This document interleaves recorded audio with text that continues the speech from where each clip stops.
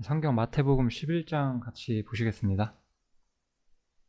이 마태복음 11장도 좀 굉장히 중요하고요. 그러니까 이 기독교가 얼마나 성경을 많이 오해하고 있는가, 좀 이런 부분을 좀 살펴볼 수 있는 장이라서 꽤나 유익하실 것 같아요. 네. 우리 마태복음 11장의 이제 시작을 보면 세례 요한이 질문을 하죠. 세례 요한이 이제 헤롯을 비방했다가 이제 감옥에 갇히게 되는데, 이제 세례 요한이 이렇게 물어봐요. 세례 요한이 직접 물어보는 건 아니고 이미 감옥에 있었기 때문에 세례 요한의 제자들이 물어보는 거죠. 근데 뭐 이거는 제자들은 이제 대신 간 것뿐이니까 세례 요한이 물었다고 봐도 되겠죠. 세례 요한이 무엇을 묻냐? 오실 그이가 당신이오니까 우리가 다른 일을 기다리오니까 이렇게 물어봐요. 지금 세례 요한은 이미 예수님을 메시아로 전파하고 있었어요. 세례 요한은 예수님을 메시아로 전파하고 있었는데, 근데 이제 자신이 기다렸던 어떤 메시아랑 뭔가 약간 달랐던 거예요. 세례 요한이 생각하기에도. 물론 바리새인들이나 주님을 거절했던 사람들처럼 완전히 반대한 건 아니지만 약간 좀 오해가 있었던 거죠. 이 세례 요한조차도. 왜냐면 세례 요한은 예수님께서 오시면 이 메시아의 자리를, 우리 이거 계속해서 구약 성경에 예언돼 있었던 거죠. 구약 성경의 예언대로 메시아의 자리를 취할 것이라고 기대하고 있었는데, 그렇지 않았기 때문에 세례 요한이 예수님한테 이렇게 묻는 거죠. 우리가 만약에 그 세례 요한의 증거나 이런 것들을 그냥 기독교가 믿는 예수님, 과거 현재 미래의 모든 죄를 속죄하시는 그런 하나님의 어린 양, 그것만 생각해서는 이러한 대화가 풀리질 않아요. 그런 부분이 제시되는 부분이 있고, 아직 세례 요한은 주님을 그렇게 이해하지 못했고, 이렇게 주님께서 메시아가 맞습니까? 아니면 다른 분을 내가 다시 기다려야 합니까? 라고 세례 요한이 물었다는 거예요. 왜냐하면 이스라엘이 우리가 지금까지 봤다시피 메시아를 거절하게 되었고, 천국이 세례 요한이 기대했던 것처럼 이 즉각적인 방식으로 임하고 예수님께서 이 하나님 나라 천국의 왕이 되지 않았기 때문에 세례 요한은 이런 부분에 대해서 의문을 가지게 되고 묻게 되는 거죠. 우리가 이런 어떤 문맥을 이해하지 못한다면은 굉장히 성경을 이해하는 데 있어서 어떤 실수를 범할 수가 있게 돼요. 그래서 여기서 세례 요한의 질문이 무엇을 의미하는지 우리는 충분히 생각을 해봐야 돼요. 세례 요한은 약속의 메시아를 기다렸고 예수님께서 메시아의 자리를 취하지 않기 때문에 궁금했던 거예요. 왜 예수님께서 그렇게 하시는지. 그러나 예수님께서는 마땅한 답을 해주시죠.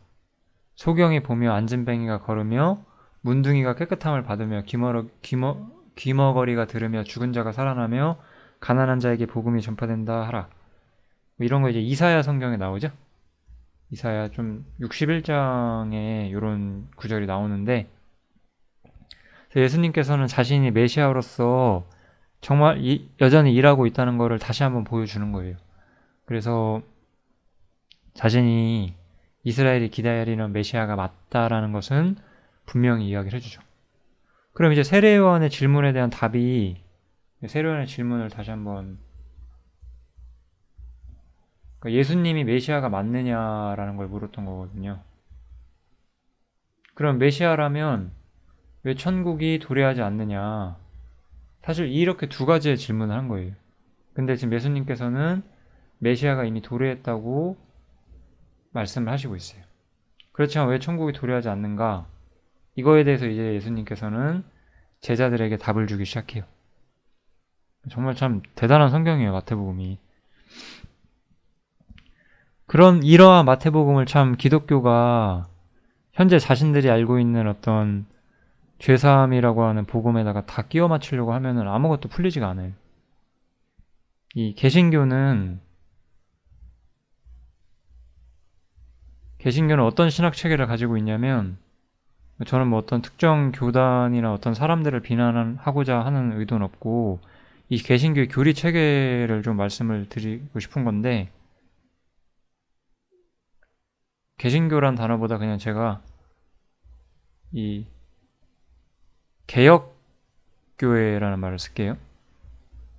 이 개혁교회라는 것은 뭐냐면, 종교개혁주의자들에 의해서 종교개혁자들의 어떤 교리가 이어받아 온 그러한 어떤 종교적인 어떤 기독교 교리를 가진 사람들을 말을 하는 건데, 이 사람들이 가진 어떤 성경 이해의 특징이 뭐냐면, 창조가 있고 타락이 있고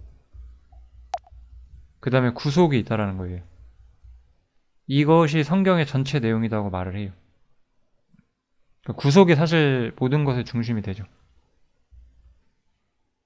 근데 성경을 그렇게만 보시면 안 되고, 이 창조 타락 구속의 역사가 흘러가는 과정에서 하나님께서는 그 땅에서 이스라엘을 통해서 자신의 어떤 계획을 이루실 것이고, 이 땅에 이스라엘이 거절하는 일 때문에 교회라는 것이 등장하게 되고, 이 교회는 하늘에서 하나님의 뜻을 이루게 될 것이다. 그래서 하늘의 것과 땅의 것이 통일될 것이다 라고 하는 이 에베소서 1장의 가르침들이 있죠. 그래서 이 땅의 일과 하늘의 일이 구분돼야 돼요. 지금 예수님께서는 땅의 일을 이야기하시다가 하늘의 일을 이야기하시기 시작하실 거예요. 이런 이야기들은 요한복음 3장에서도 분명히 나오죠. 내가 땅의 일을 말하여도 너희가 믿지 아니하겠거늘 하늘 일을 말하면 너희가 어떻게 믿겠느냐, 이렇게 이야기를 하는 거예요. 그러니까 창조 타락 구속으로 보는 것은, 그러니까 인간 구원에 대한 어떤 이해를 하고 있는 건 맞아요. 예수님께서 구원자로서 우리를 죄에서 구원해 주신다, 이런 부분은 맞는데, 그럼 이 사람들은 구원받은 이후의 목적에서 완전히 좀 헤매게 되죠. 그래서 사람은 지옥에 가지 않는 것이 목적이다, 이렇게 돼버리게 되는 거예요. 그럼 하나님께서 구원 얻은 사람들에게 원하시는 게 무엇인지를 잘 이해하지 못하게 돼요. 이 마태복음 11장에서 이런 부분들도 좀 설명할 기회가 있으니까 제가 계속해서 말씀을 드려볼게요.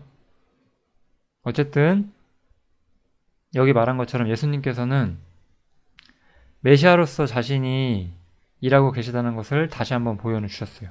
이 첫 번째 답은 해결이 됐죠. 그럼 천국 도래에 대한 건 이제 어떻게 이야기가 나오냐, 우리 이런 구절 있잖아요. 마태복음 11장에 누구든지 나를 인하여 실족하지 아니하는 자는 복이 있도다 하시니라.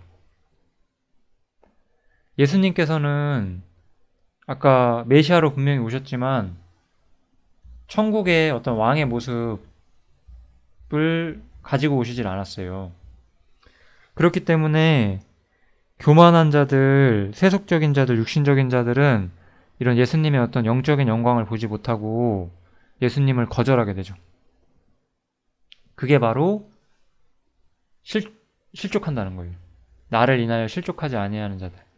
이스라엘은 예수님을 믿어야 되는데 예수님이 겉보기에 영광스럽지 않다 보니까 예수님을 거절하게 되죠. 그래서 여기 제가 적어놓은 거 한번 보실래요? 그분, 예수님의 겸손함이 이스라엘에게는 오히려 시험거리가 된 거예요. 그래서 주님을 거절하는 사람들이 넘어지게 되죠, 여기서. 이게 실족이에요. 그럼 여기서 실족의 문맥이 좀 정확히 보이시나요? 실족은 신앙생활 하다 중간에 넘어지는 게 아니에요. 최소한 이 구절에서는. 실족은 주님을 거절하는 것이다 라는 걸 우리가 분명히 볼 수가 있죠. 우리 실족이란 것을 신앙생활 하다가 넘어지는 거를 이야기하는 경우가 많은데 뭐 그런 게 없진 않아요. 근데 항상 문맥은 정확히 살피셔야 돼요.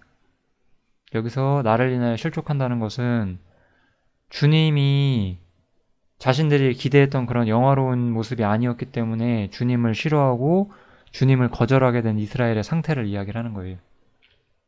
그리고 모든 이스라엘을 거절한 게 아니라 실족하지 않았던 사람들이 있었어요. 이들은 경건한 남은 자들이죠.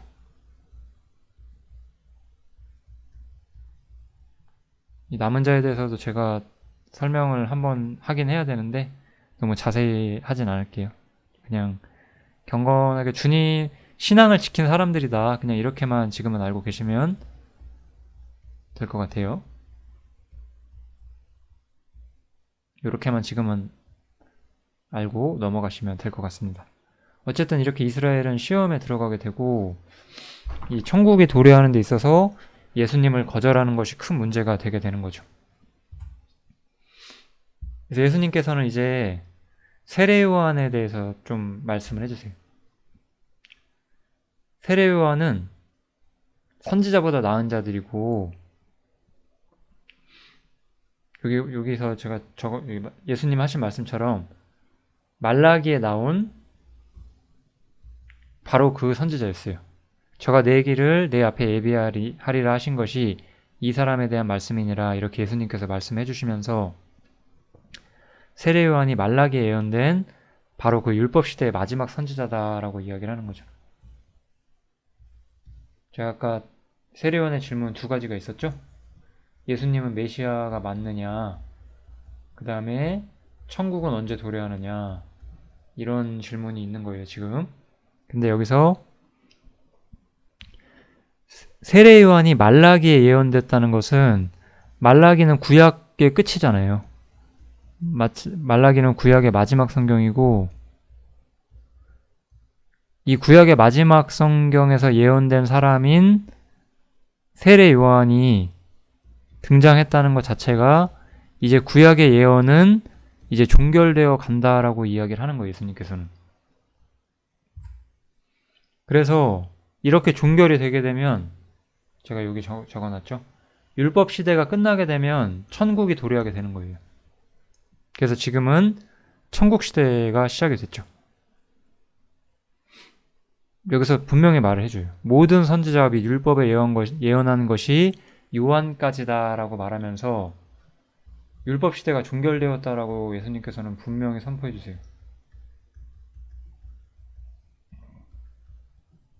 율법 시대는 끝났어요. 만일 너희가 즐겨 받을진대 오리라 한 엘리야가 곧 이 사람이니라 이렇게 이야기를 해주시는 거죠. 그래서 율법 시대가 분명히 예수님께서는 종결되는 어떤 계기가 되는 사람이 누구냐, 세례 요한이다 이렇게 이야기를 하는 거예요. 예수님께서는 메시아가 맞고 천국이 도래해야 되는데 세례 요한이 기대했던 천국이라는 것은 이제 그러면 두 번째 질문에 대한 답이 윤곽이 보이기 시작하거든요. 이 천국에 대해서 세례 요한은 뭘 기대했냐면 그 구약에 나온 어떤 그 완성된 왕국을 기대한 거예요. 근데 예수님께서는 무엇라고 말씀하시냐면 이렇게 되지 못한 이유는 이스라엘이 실족했기 때문이다라고 이야기를 하는 거예요. 이스라엘이 실족했기 때문에 이제 무슨 일이 일어나게 되냐? 천국은 침노를 당하는 상태가 된다라고 말하는 거예요. 천국은 침노하는 자들의 것이 된다라고 이야기를 하게 되는 거죠. 이거 제가 조금 이따 다시 한번 설명할게요. 그래서 예수님께서는 이 천국과 율법 시대를 이 연결하는 이 과도기적 인물이 바로 세례 요한이다라고 이야기를 하시는 거예요. 이거 어려우실까 좀 걱정이 되는데 뭐 여러 번 들으셔서라도 꼭 이해하셔야 돼요. 이거는 뭐 어렵든 쉽든 이게 사실이기 때문에 제 생각에는 사실 어렵진 않거든요. 그래서 뭐 어떻게 이 내용이 느껴지시든지 간에 분명히 알고 가셔야만 해요. 그래서 천국은 침노하는 자들의 것이 된다고 하는 이 새로운 진리가 오게 되는 거죠. 이것은 유대인들이 실족했기 때문에 유대인들이 예수님을 거절했기 때문에 나타나게 되는 어떤 모습인 것이고 이거 제가 다시 한번 요약해놨어요. 이스라엘은 민족적으로 천국의 왕이셨던 예수님을 거절했어요. 그리고 실족하게 되죠. 그래서 천국은 이제 어떤 사람들의 것이냐? 주님을 향한 그 경건한 믿음을 가졌던, 그 믿음을 지켰던 남은 자들을 위한 것들이 된 거예요. 그래서 천국은 그래서 이 침노하는 사람들이 얻게 된다는 말은 모든 이스라엘이 어떤 약속대로 자동적으로 믿음도 없이 상속되게 되지 않는다는 거예요. 이스라엘 가운데 진실로 믿음을 가진 자들만이 이 천국의 백성이 된다라고 하는 엄청난 이야기가 사실 나오는 거죠. 이스라엘은 이 문제에 대해서 굉장히 사실 지식이 부족했어요. 근데 요즘 사실 기독교인이 똑같죠. 자신이 이제 뭐 모태교인이다 이런 걸 생각하면서 자신이 당연히 기독교인이고 하나님 나라에 갈 수 있는 사람이라고 막연히 착각하게 돼요. 거듭나지도 않은 채로. 제가 거듭남에 대해서는 다른 곳에서 이야기를 충분히 했고요. 그래서 이 믿음을 가졌던 이스라엘만이 이 천국에 침노하게 되는 거예요. 이것은 이스라엘이 이랬다는 것은 이거는 온 세상에게 교훈이 돼요. 왜냐하면 지금도 기독교에 그냥 그 자격 없이 기독교 안에 들어가 있는 사람들이 너무나 많거든요. 정말로 자신이 거듭나지도 않았으면서 예수님을 향해서 어떤 이런 살아있는 믿음을 갖지도 않았는데도 불구하고 천국에 그냥 들어와 있는 사람인 것처럼 살고 있는 거죠. 그리고 그런 상태가 될 거라는 것조차 예언이 되어 있어요. 성경에서는. 천국이 이렇게 원래는 진실한 사람들의 것이어야만 하는데 이 가라지들도 천국에 같이 들어온다는 이야기가 또 성경에 예언되어 있죠. 이 얘기는 제가 13장에서 또 재미있게 한번 이야기를 나눠보면 될 것 같습니다. 어쨌든 천국은 이스라엘 모두의 것이 아니라 침노하는 사람들의 것이었어요. 그래서 천국은 침노를 당한다. 이런 표현이 여기서 나오게 되고요. 이걸로 이제 천국에 대한 이야기는 좀 전반적으로 정리가 됐죠. 천국은 메시아가 오게 되고 메시아가 원래 천국을 가져오죠. 근데 이 천국을 이스라엘이 거절하게 되고 그럼으로써 이스라엘이 실족하게 되잖아요. 그래서 이제 모든 이스라엘이 아니라 이제 믿음을 가진 사람들만이 어떤 이 천국에 들어가게 되는 어떤 이런 양상으로 바뀌어져 있죠. 그리고 요 과정을 예수님께서는 침노하는 자가 소유하게 된다라고 표현을 하신 거고요. 그래서 여기서부터 이제 예수님과 세례 요한을 거절한 어떤 이스라엘의 모습을 그냥 예수님은 분명히 말씀해 주시고 있어요. 이들의 거절은 이유가 없었다는 거예요. 여기서는. 요한이 와서 율법 아래서 요한이 이제 여기서 율법 아래서 온전한 삶을 보여줬더니 비난을 하고 예수님께서는 이제 사실 먹고 마셨죠. 예수님은 이제 율법의 멍에 아래 있지 않았고 새로운 법을 가지고 오셨는데 이 새로운 법을 가지고 왔더니 먹기를 탐하고 포도주를 즐기는 사람이고 세리와 죄인의 친구다라고 비난했어요. 그러니까 이 사람들은 뭐 예수님께서 새로운 법을 가져왔기 때문에 율법을 사랑해서 비난하는 게 아니에요. 이거는 성경의 다른 부분에서도 우리가 분명히 다 살펴볼 수 있는 거거든요. 예수님께서 자유와 해방의 법을 가지고 오시는데 만약에 어떤 사람이 굉장히 율법에 대해 충성돼요. 근데 이 사람이 정말로 충성된 사람이라면 마치 누구처럼? 요한처럼요. 여기 나와 있는 세례 요한처럼. 혹은 뭐 다윗처럼, 다니엘처럼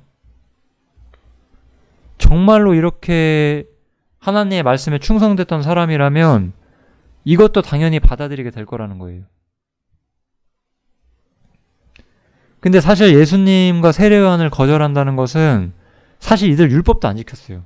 율법도 안 지킨 사람들인데 예수님이 율법을 안 지킨다고 비난하는 거예요. 이게 여기서 말하는 예수님과 세례요한을 거절하는 거의 특징이거든요.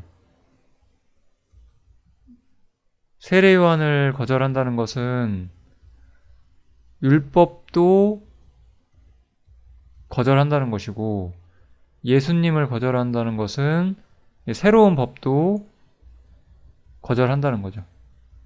쉽게 말하면 복음도 거절한다고 그냥 말씀드릴게요. 그러니까 다 거절하는 거예요, 이들은. 이들은 하나님이 싫은 거예요. 예수님이 싫은 거고. 자신을 사랑했던 거예요. 그래서 지혜는 그 행하는 일로 인하여 옳다함을 얻느니라, 예수님께서는 이런 말씀을 덧붙이시거든요. 그래서 사람들이 어떠한 거짓을 말해도 지혜는 거짓에 속지 않아요. 우리 숱한 거짓 교리와 잘못된 신앙을 가진 사람들이 있어요. 그러나 진실로 진리를 추구하고 옳은 것을 추구하는 사람들은 저는 거짓에 속지 않는다고 생각해요. 거짓에 속는 이유는 거짓 것을 찾았기 때문이다라고 성경에서는 분명히 말씀하고 있거든요. 그래서 저희가 거짓 것에 속는 이유가 진리의 사랑을 받지 않는 것이다. 진리를 사랑치 않는 것이다. 자신을 위하여 잘못된 스승을 구하고자 하는 것이다. 성경은 이런 부분들을 분명히 이야기를 해주죠. 그래서 어쨌든 이들은 자신들의 욕망대로, 자신들의 바람대로 주님을 거절하는 거예요. 그러니까 어떻게든 핑계를 대서 주님을 거절한다라고 좀 보시면 될 것 같아요. 그래서 예수님께서는 심판을 선고하시죠. 심판에 대해서는 길게 말씀드리지 않아도 될 것 같습니다. 회개치 않고 이들은 심판이 예정되게 되는 거죠. 이러한 일들을 겪으시고 나서 주님께서는 이렇게 기도를 하세요. 천지의 주제이신 아버지여. 천지의 주제라는 것은 온 세상의 주인이시란 뜻이죠. 이것을, 이 천국에 대한 복음이겠죠. 이 천국에 대한 복음을 지혜롭고 슬기 있는 자들에게는 숨기시고, 그러니까 이거는 세상적인 거겠죠. 이 세상에서 지혜롭고 슬기 있는 자들에게는 숨기시고 어린아이들에게는 나타내심을 감사하나이다. 옳소이다. 이렇게 된 것이 아버지의 뜻이니이다. 이렇게 말하면서 주님의 복음이 어린아이들, 그러니까 의존적이고 순종적이고 겸손하고 온유한 사람들에게, 이런 사람들에게 나타내 주신 것을 감사하다 라고 예수님께서는 기도를 하고 계신 거예요.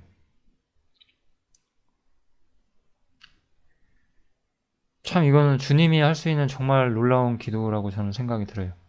왜냐하면 사실 주님의 입장에서는 주님이 왕이 되셔야 되는데 왕의 자리를 거절당하신 거거든요. 주님은 이 세상에서 가장 크나큰 낮아짐을 경험하신 거예요. 주님은 이 세상의 왕으로 오셨는데 오히려 그들에게 거절당하고 멸시당하고 죽기까지 하시는 거죠. 그런 어떤 크나큰 거절과 어떤 절망을 주님은 맛보시게 되는데 오히려 하나님께 감사한 거예요. 이렇게 되는 것이 하나님의 뜻이기 때문에. 왜 우린 이게 안 되는지 아세요? 제가 이거 설명해 드릴게요. 조금 이따가. 왜 우리는 이렇게 되지 않을까? 왜 우리는 우리가 낮아질 때 감사하지 않을까? 그거에 대해서 우리가 생각을 해봐야 돼요. 아버지의 뜻을 높이지 않기 때문이에요. 아버지의 뜻보다 나의 뜻이 높기 때문에 우리가 이런 것들을 감사하지 못해요. 아버지의 뜻이 성취되면서, 아버지의 뜻이 성취되기 때문에 우리 개인들의 삶에서 나의 뜻대로 되지 않을 때 감사해야 돼요. 이게 바로 성도가 해야 되는 일이거든요. 이거 하실 수 있으세요? 이게 왜 안 될까요? 자아 때문에 그런 거예요. 자아 때문에. 자아는 아무것도 벗겨내지 못해요. 뭐 해방을 알면 자아가 벗겨지냐? 절대 안 그래요. 자아는 우리 스스로 우리 자신을 죽기까지 복종하면서 벗겨내는 거예요. 어떠한 힘이 나의 자아를 벗겨줄 거라고 생각하시면 안 돼요.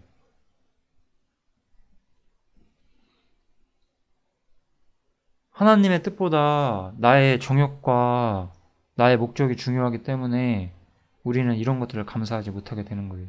그렇지만 주님께서는 아버지의 뜻이 이루어지는 것을 감사할 수 있었기 때문에 이렇게 되는 것을 감사하셨어요. 이 얼마나 완벽한 순종이자 복종이자 하나님에 대한 의존이냐, 이걸 우리가 볼 수가 있어요. 자신의 원대로, 자신의 바람대로 되지 않는 상황에서도 이렇게 하는 곳에 하나님의 섭리가 있기 때문에 주님께 오히려 감사를 올릴 수 있는 것, 이것이 바로 주님이 우리에게 주시는 어떤 기도의 모본이죠.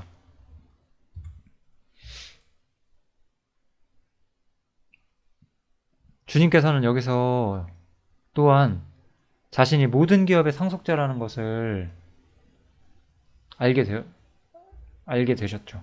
사실 알게 되셨다기보다는 처음부터 알고 계셨겠죠. 주님이시니까. 하지만 이 말씀은 우리에게 커다란 교훈을 주죠. 주님께서 이 세상에서 거절당하셨지만 오히려 거절당하심으로써 예수님께서는 이제 어떤 분이 되시냐? 아버지의 모든 것을 받으시는 분이 된다는 거예요. 주님께서 세상에서 거절당하지 않으시면 모든 것을 받지는 못해요. 이게 복음이에요. 이게 그리고 우리가 앞으로 신앙생활 하면서 우리가 알고 있어야 하는 가장 중요한 지식 중에 하나예요.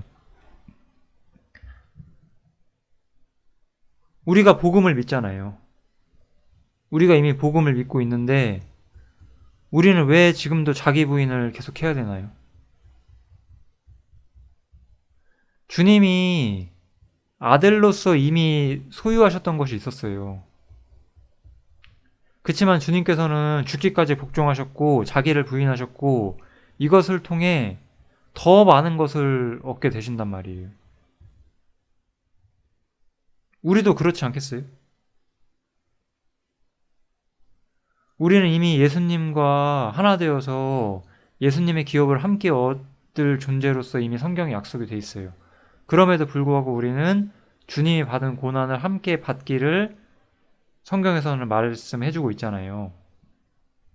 그것은 우리에게 더 많은 영광을 주시고자 하는 하나님과 예수님의 목적이 분명히 있다고 저는 믿거든요. 우리는 이 구절에서 그런 것들을 살펴볼 수가 있어요. 요한복음이죠, 이거?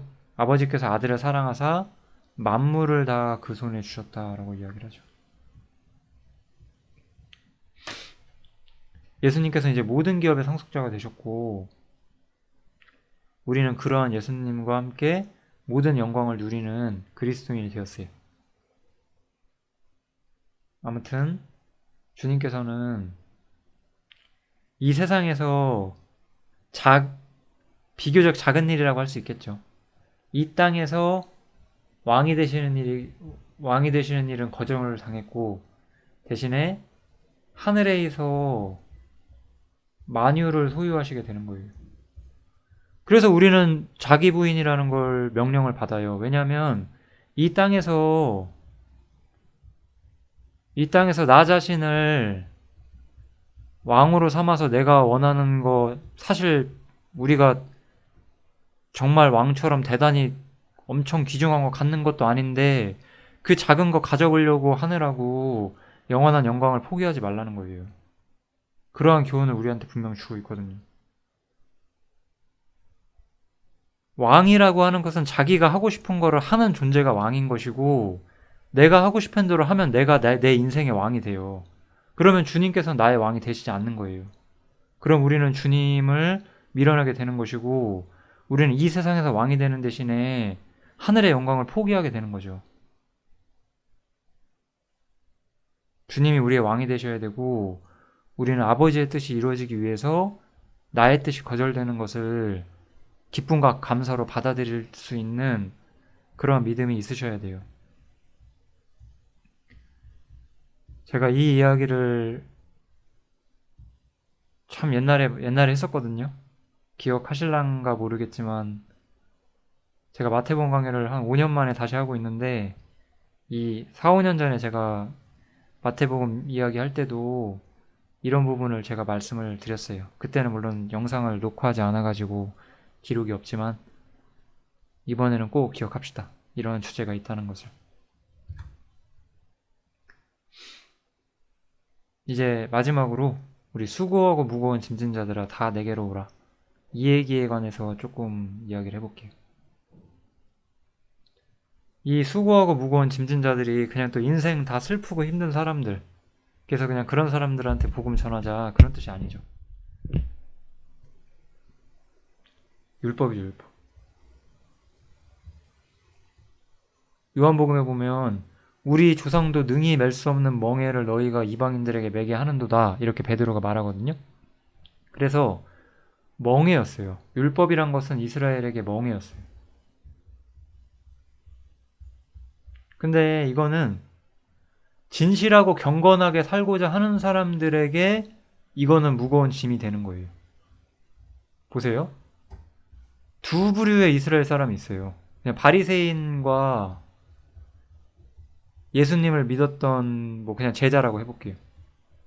이 제자들은 율법을 믿었기 때문에 율법을 지켜야 하는 것이 옳다라고 생각했기 때문에 율법이 무거웠어요. 율법은 원래 이렇게 경건하고 진실하게 살수록 무겁게 느껴지는 거예요. 바리새인들은 자신이 율법 지키는 걸 자랑으로 여겼죠. 가짜기 때문에 그런 거예요.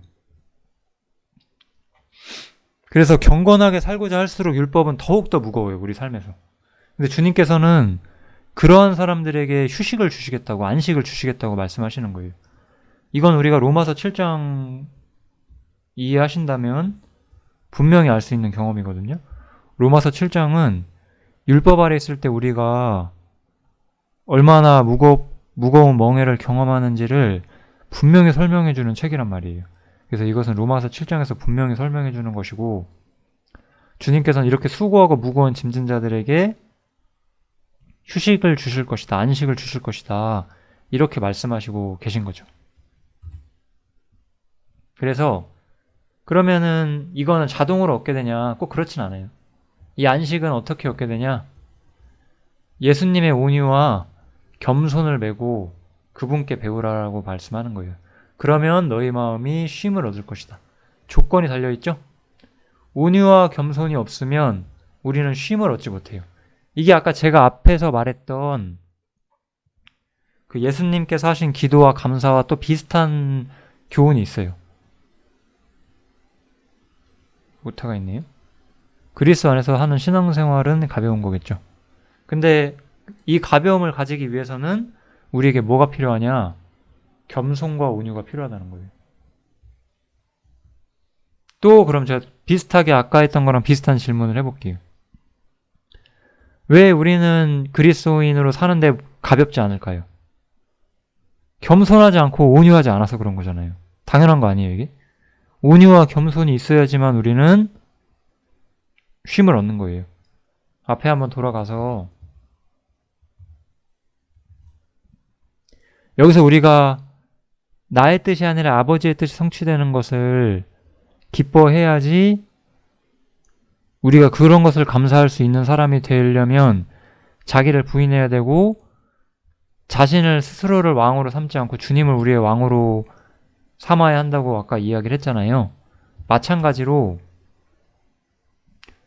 우리가 진정 주님 안에서 사는 삶이 가벼워지려면 우리에게는 온유와 겸손이 필요한 거예요.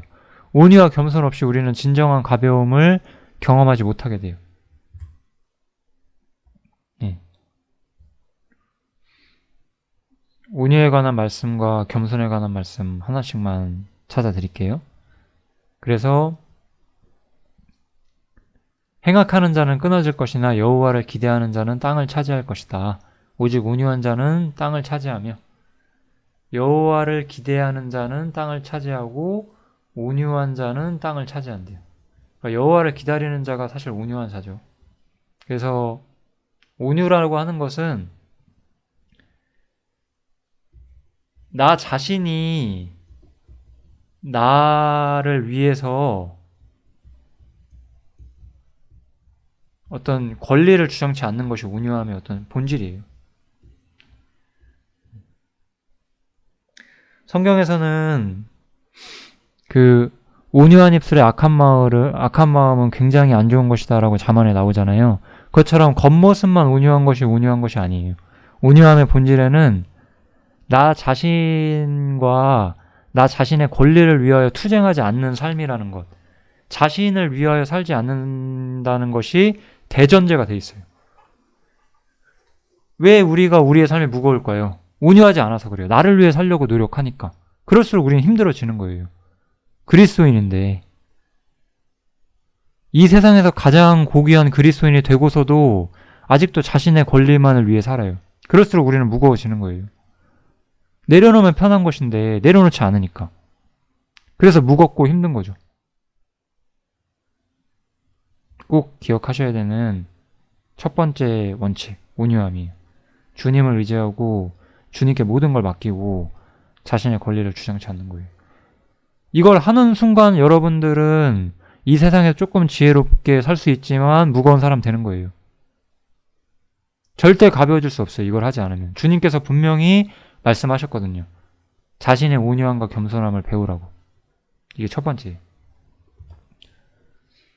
두 번째는 겸손이죠. 겸손은 차라리 항상 성경은 분명히 말해줘요. 말석에 앉으라고.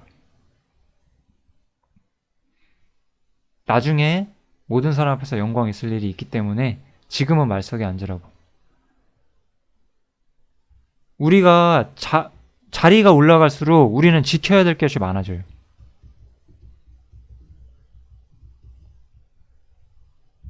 어떤 식으로든 우리가 올라가면 우리는 이거 다 지켜야 되는 무기가 돼요.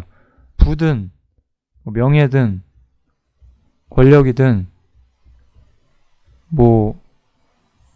그 밖에 모든 소유가 다 그래요. 하다못해 외모라든지 뭐든지 다 그래요.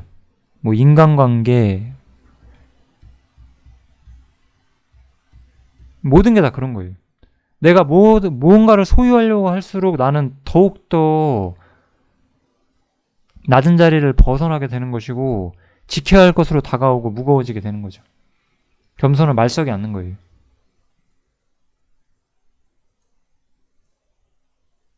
말석에 앉은 사람들은 저런 거 신경 쓸 여유가 없어요.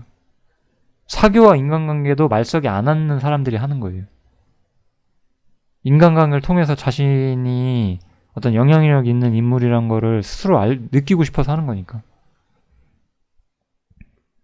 저도 돈을 벌고 바깥에 나가면 만나긴 하지만 그게 그렇게 큰 의미가 있진 않죠. 저들이 나에게 큰 의미가 있는 사람들이 아니죠. 우리에겐 그런 거잖아요. 겸손은 자신을 높이려고 하고 그러기 위해서 우리가 붙잡고자 하는 수많은 것들로부터 우리가 내려놓으라고 말하는 거예요. 사실 그래서 온유와 겸손이 무엇인지 배워보시면 우린 딱 하나의 결론이 나요. 아까 아버지의 뜻을 위해서 자신의 왕됨을 포기하는 것과 똑같아요. 결국 자아를 부인하는 거죠. 여기에 바로 우리의 신앙생활의 비결이 있어요. 예수님께서는 이제 우리가 율법의 멍에를 매지 않는다. 우리는 더욱더 가벼운 삶이 있는데 자아를 부인하는 것이다 라고 말해요. 제가 교회 안에서 살면서 가장 많이 받는 질문은 자아를 부인하는 것이 무겁지 않냐라는 질문이거든요. 율법보다. 그거는 자신을 사랑하고 자신을 높이고 싶고 자신의 의지를 꺾고 싶지 않기 때문에 그렇게 느껴지는 거예요. 그것들을 꺾고자 한다면 우리의 주님을 따르는 삶은 가벼운 삶으로 완전히 변화되어 있다는 것을 아마 아시게 될 거예요. 요 정도까지 하면 마태복음 11장 정리가 끝날 것 같고요. 좀 잘 들어주시면 좋을 것 같습니다. 너무나 유익하죠. 마태복음 11장이. 경륜적으로도 배울 게 너무나 많고 신앙적으로 우리의 삶에 관해서도 배울 게 너무나 많잖아요. 잘 공부해 주셨으면 좋겠습니다. 감사합니다.